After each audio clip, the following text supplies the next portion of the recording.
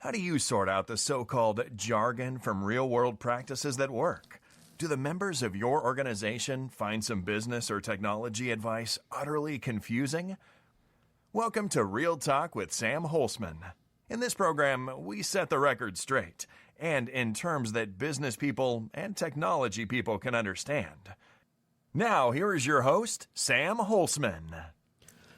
Welcome to this edition of Real Talk. I'm Sam Holcman, and let's get started on this particular edition of Real Talk. A great enterprise architect or business architect does not just architect for today's business needs. They architect for where the business is going. An often-cited Wayne Gretzky quote applies here perfectly. And if you don't know who he is, he was one of the most famous hockey players that have existed today in the world of professional hockey. And he stated, "Skate to where the puck is going, not where it has been." In enterprise architecture and business architecture, this means developing architectures that identify possible future trends rather than just reacting to what's already happening. Gretzky's record-setting achievements were no luck. They were the result of foresight and positioning. The same is true for successful enterprise architects and business architects. But there is a twist. As soon as a trend in technology or business becomes obvious, everyone rushes to adopt it. Look at what's going on today. If you've ever seen the herd mentality in action, you know what's happening. Everyone chases the same tired approaches, often without understanding why. In enterprise architecture and business architecture, this generally means that when someone gets certified in a certain approach, others follow suit, sometimes without a clear strategy. FOMO is at work, fear of missing out. The result? Pack movement. Everyone tries to be first to the next big thing, making it hard for anyone to stand out or truly differentiate.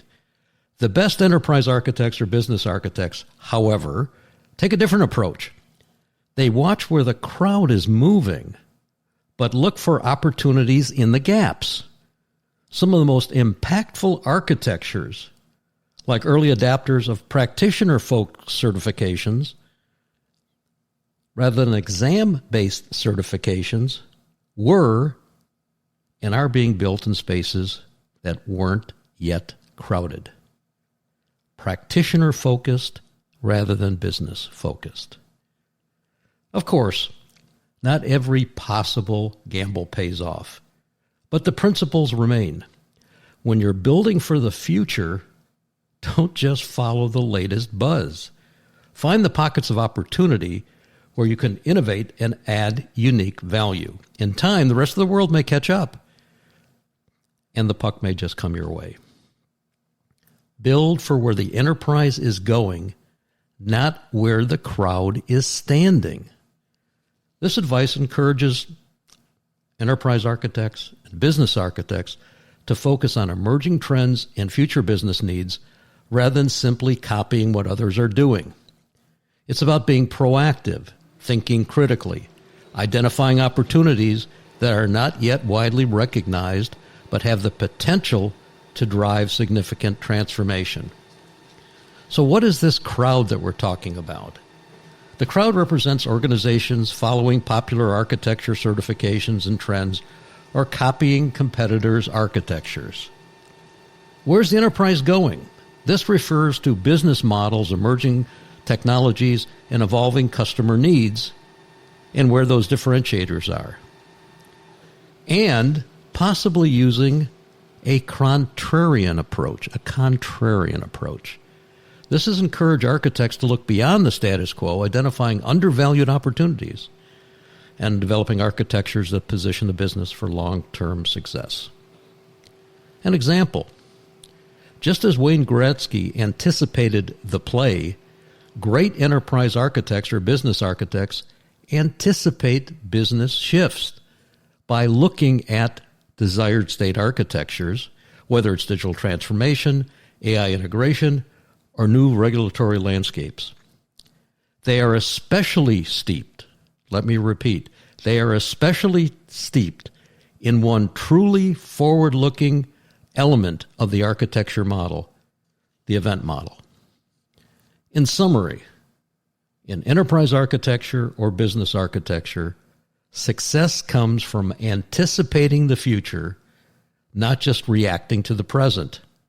It's about developing architectures that enable the business to thrive in the next era, not just to survive in the current one.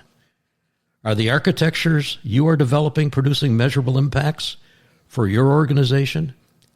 Do you have a seat or voice at the decision-making table?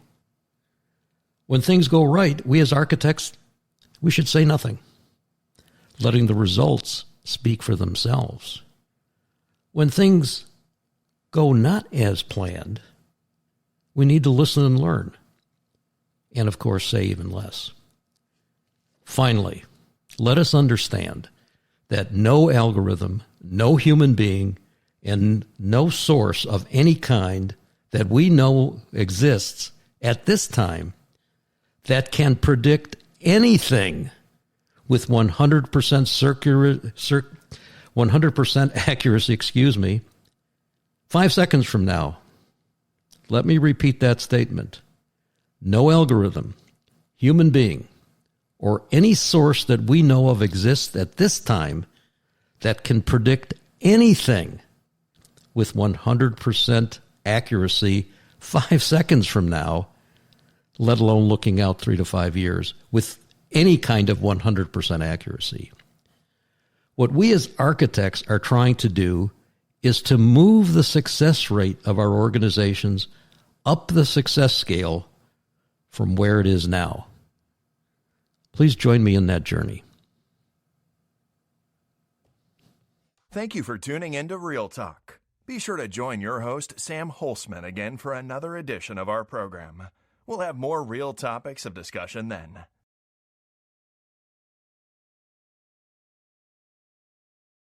No travel?